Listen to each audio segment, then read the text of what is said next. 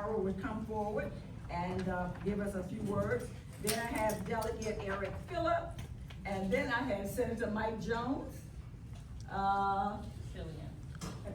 Killian said, get this number.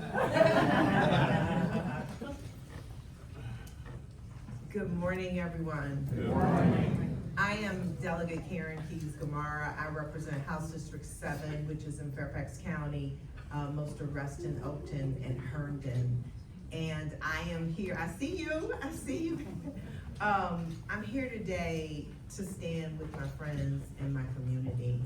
I came in 23 and I met Delegate King at that time and watched her passion and her dedication to not just this issue, but anything she spoke for. It didn't matter what it was. We met the same energy, and I looked at her and I said, that's who I want to be when I grow up. But also, we have had extensive conversations about disparities in medical care and access to medical care. I am a former caregiver of both my parents. While I've not had the sickle cell experience, I certainly have spoken to a number of people who have had to navigate a space that was not made for them and perhaps ushered them to greater demise earlier than they should have. And this systemic racism is built into our system.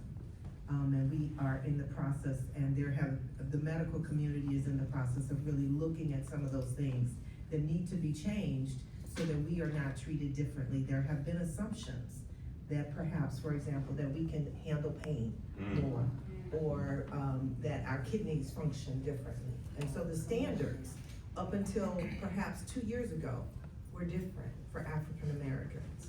Those things have serious impacts. So I say that to say, I stand with you.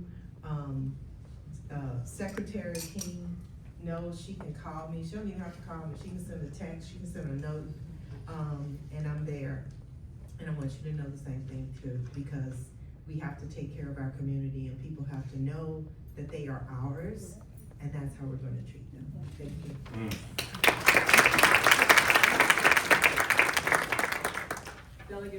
Delegate Philby, this is one of the new kids on the block. Thank you. Appreciate it. And first of all, I didn't know I was going to have the opportunity to speak, but I came today for a lot of reasons. One, I do represent the city of Martinsville, which is a majority minority city, where it's important to represent the constituents that I serve and all the constituents that I serve. This is certainly an important issue that I was happy to vote on a lot of in the affirmative for a lot of the things that Secretary King brought last year, and also here to honor her, and also to honor one of my good high school friends who passed away from sickle cell. He was a leading bioethicist at Johns Hopkins University, Carlton Hayes. And I graduated high school with Carlton, and I was glad to join with Secretary King and do a committee resolution or a memorial resolution for him last year as well. So it's an important topic, and one that I'm happy to be able to cast a vote to help us. So thank you for your time.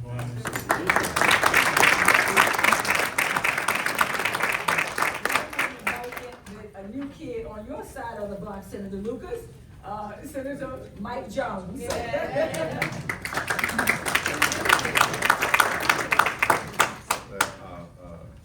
As a new kid, I remember as a smaller kid. Good morning, first of all. I'm Senator Michael Jones, representing Chesterfield and Richmond City.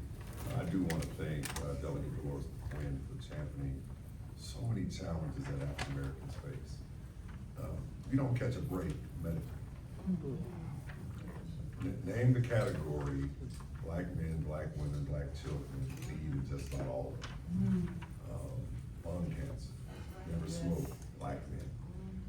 Heart disease, black men, black women.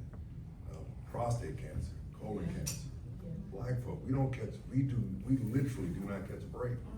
I remember as a young kid in the 70s, there was a line of black children outside of the community center getting tested for sickle cell. And out of all the things I remember as a kid, that's one that sticks with me. We were all lined up. Didn't see any white kids. Didn't see any of my Latino brothers, my Chicano brothers and sisters. Didn't see any of them, but it was us. I remember when Jimmy Galvano died and was diagnosed with cancer, the push that they made to find the cure, fighting for the cure, play for the cure. When are we gonna play for the cure for sickle cell? Fight for the cure for sickle cell. That's our challenge. No family member should have to perish by something that we can test for, that we can fight to find a cure for, because there are too many Black folks that are impacted by this. Even those of us who never had it, being lined up outside the community center to get our fingers pricked, to test and see if we had this disease. And asking my mom, why is it us? And she didn't know. She didn't know. And so I stand in solidarity with families that fight and wrestle with sickle cell, with moms that have to hold their kids down as their pincushion.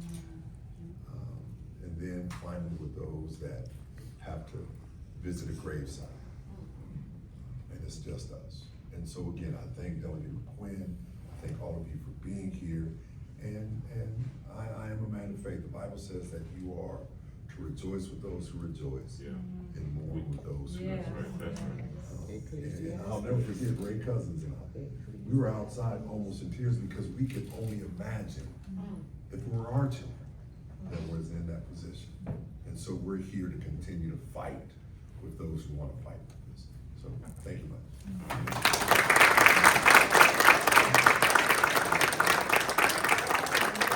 Legislators who have been here and for their input and their insight and just for sharing.